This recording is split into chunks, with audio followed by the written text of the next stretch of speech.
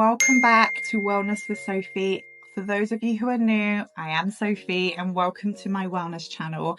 I am a certified facial therapist, worked all around the world. I currently train with my 9 to 5 job of different estheticians, and I'm also a facial yoga and a facial gua sha trainer as well. So I'm here to share my knowledge of having almost 20 years experience in this incredible industry that we call the wellness, spa and beauty industry. So today we're going to continue our series on facial gua sha, and I get asked a lot from, again, my friends who are using it, but also just comments that I receive on my TikTok and my Instagram. How do I clean my gua sha? Now, this is such an important question, so thank you for asking this. Facial gua shas, every time we use them, pick up product, they pick up skin cells, they pick up excess oil and impurities that we may still have in our skin. So it is so important that we wash them and we cleanse them really, really well. Now, first of all, I wash my gua sha before and after every single use. Now, you might be thinking, well, if you wash it after every use, why do you need to wash it again? If I'm gua shaing every day, the chances are that it will still be fairly clean. But I'm not going to take that risk, especially if I haven't used it in a couple of days. I do have a little pouch that I put it in, and I put it in a safe place. But you know, there's dust everywhere, and I just want to make sure it's super clean. So I wash it with like a very gentle hand soap or a very gentle facial cleanser. And what that will do, it will remove dust, it will remove impurities, it will remove any skin cells or any product residue that are still on the gua sha from the last use.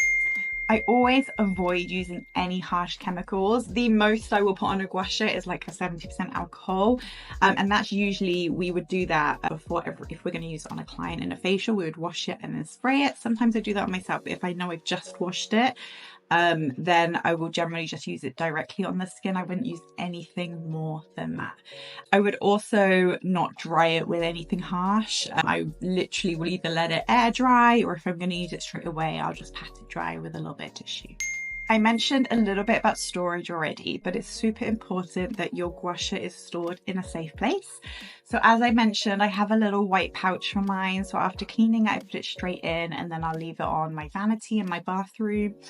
But I would never leave a gua sha just out on its own. You risk it being dropped or being chipped. And that brings me on to another point that's really important to inspect your gua sha before you use it.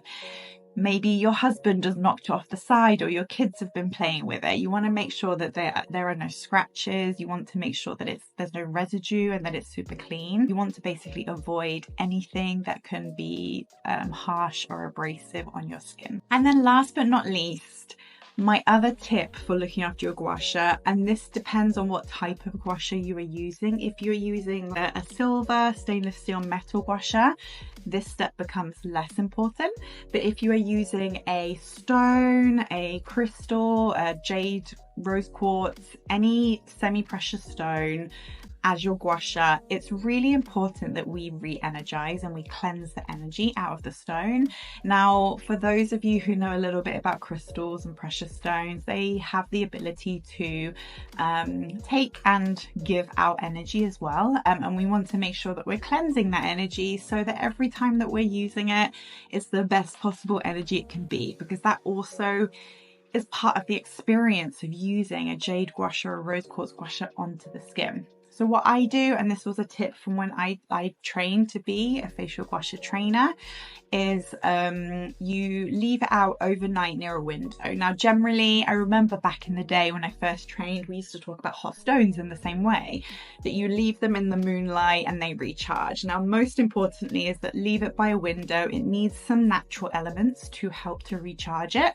And then make sure when you come back, you give it a wash before you use it in case any dust has settled on it, and then it will be recharged and cleansed energetically before you use it next. So I hope that's helpful. I can't stress enough about cleaning your gua sha before you use it. Also, I can't stress enough about having clean skin when you use your gua sha as well. So stay tuned, because we'll be talking about that more in detail in another video.